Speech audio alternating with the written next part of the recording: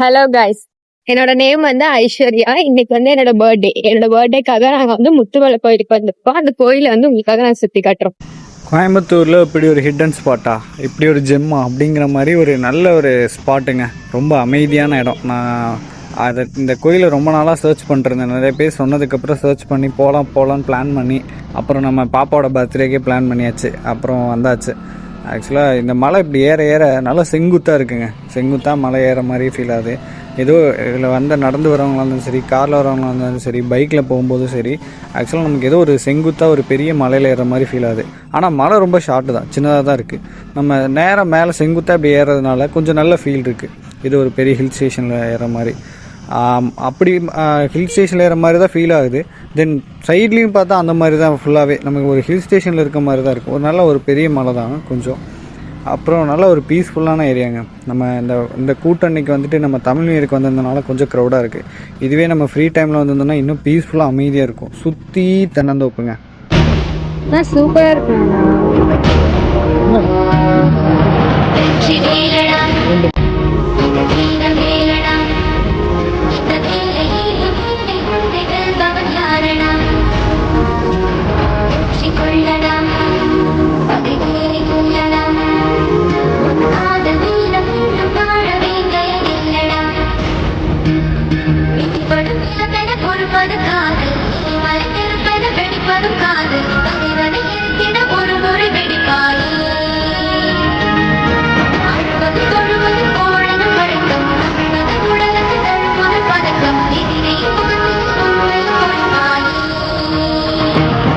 கோவிலுக்குள்ளே பெருசாக camera use பண்ணக்கூடாது, சாமியெலாம் காட்டக்கூடாது. ஸோ அதனால தாங்க அந்த ப்ரைவசி இஷ்யூஸ்னால நான் இப்போ சாமியை காட்ட முடியல. எல்லோரும் கண்டிப்பாக முத்துமலை முருகர் வந்து நேரில் வந்து பாருங்கள். அமேசிங்காக பியூட்டிஃபுல்லாக இருப்பார். அவர் பார்க்கும்போதே ஒரு நல்ல ஒரு வைப் கிடைக்கும். தென் அப்புறம் அந்த கோயிலை சுற்றும் போதே பார்த்தீங்கன்னா தெரியும், ஃபுல்லாக ஃபோட்டோஸுங்க. சாமி ஃபோட்டோஸ் நிறைய இருக்குது. நிறைய 100க்கு மேலே சாமி ஃபோட்டோஸ் இருக்குது.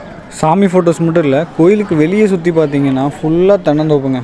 அந்த மலையை சுற்றி தென்னந்தோப்பு மட்டும்தான் இருக்குது. இது சொல்ல போகணுன்னா இதுவும் ஒரு பொள்ளாச்சிக்கு பக்கம்னு வச்சுக்கோங்களேன். இந்த கோயிலை சுற்றி தென்னந்தோப்பு தான்.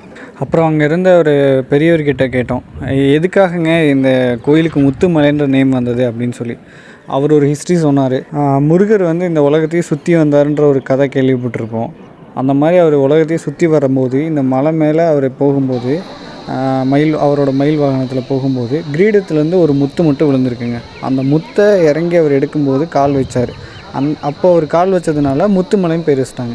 முத்து எடுக்கிறதுக்காக கால் வச்சதுனால முத்துமலைனே பேர் வச்சிட்டாங்க. இந்த மாதிரி கோயிலுக்கு நிறைய பெரிய பெரிய வரலாறுலாம் இருக்குங்க. அப்புறம் நீங்கள் முருகர் பக்தராக இருந்தீங்கன்னா கண்டிப்பாக இந்த கோயிலுக்கு ஒரு தடவையாவது வந்து பாருங்கள். அவ்வளோ உங்களுக்கு கண்டிப்பாக அவ்வளோ பிடிக்கும். ஏன்னா கோயிலில் நிறைய விஷயம் இருக்குது. இந்த பக்கம் கோயம்புத்தூருக்கு தெற்க இருக்க எல்லாருக்குமே இது ஒரு மருதமலை மாதிரிங்க.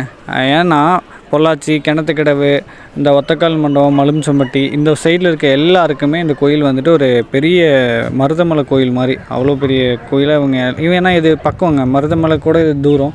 இது அவங்களுக்கு இந்த கோயில் ரொம்பவே பக்கம். ஒரு தடவை இந்த கோயிலுக்கு வந்து பாருங்கள். வந்ததுக்கப்புறம் அடிக்கடி திருப்பி வருவீங்க. அந்த மாதிரி இந்த கோயிலில் ஏதோ ஒரு சக்தி இருக்குது, நான் ஃபீல் பண்ணியிருக்கேன். அப்புறம் இந்த பிரார்த்தனை வைக்கிறதெல்லாம் வைக்கலாங்க. ஆனால் தயவு செஞ்சு இந்த மாதிரி பிரார்த்தனை யாருமே வைக்காதீங்க.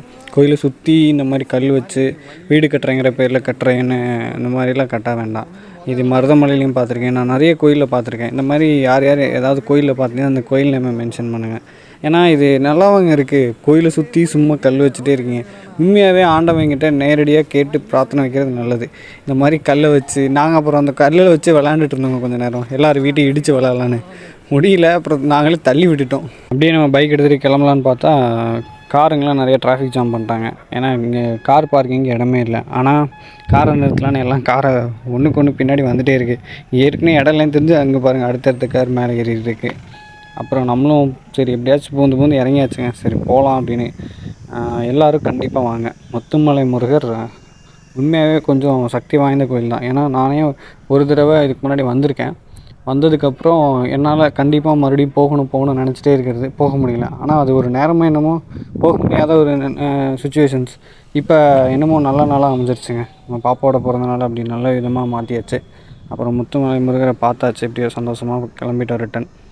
அப்புறம் இந்த மலையில் நீங்கள் ரிட்டன் இறங்குறப்ப பார்த்தீங்கன்னா ஒரு ஸ்பெஷல் என்னென்னா பெட்ரோல் மிச்சம் பண்ணிக்கலாங்க. நியூட்ரு போட்டுட்டு அப்படியே வண்டி விட்டிங்கன்னா போயிட்டே இருக்கும். இந்தளவுக்கு கொஞ்சம் செங்குத்தான மலை. ரொம்ப தூரம் இல்லைங்க, கீழே சின்னதான் மலை, சின்னதான், டக்குன்னு இறங்கியாச்சு. அப்புறம் இறங்கி கீழே போய் அப்புறம் மாங்காய் 2 வாங்கி சாப்பிட்டு, இந்த மாங்காய் அன்னாச்சி பழம்லாம் சாப்பிட்டு கிளம்பியாச்சுங்க. ஃபெஸ்டிவல் டைமுங்கிறதுனால அது மட்டும் கொஞ்சம் ரேட் அதிகம். அப்புறம் மற்றபடி எல்லாம் ஓகே தாங்க.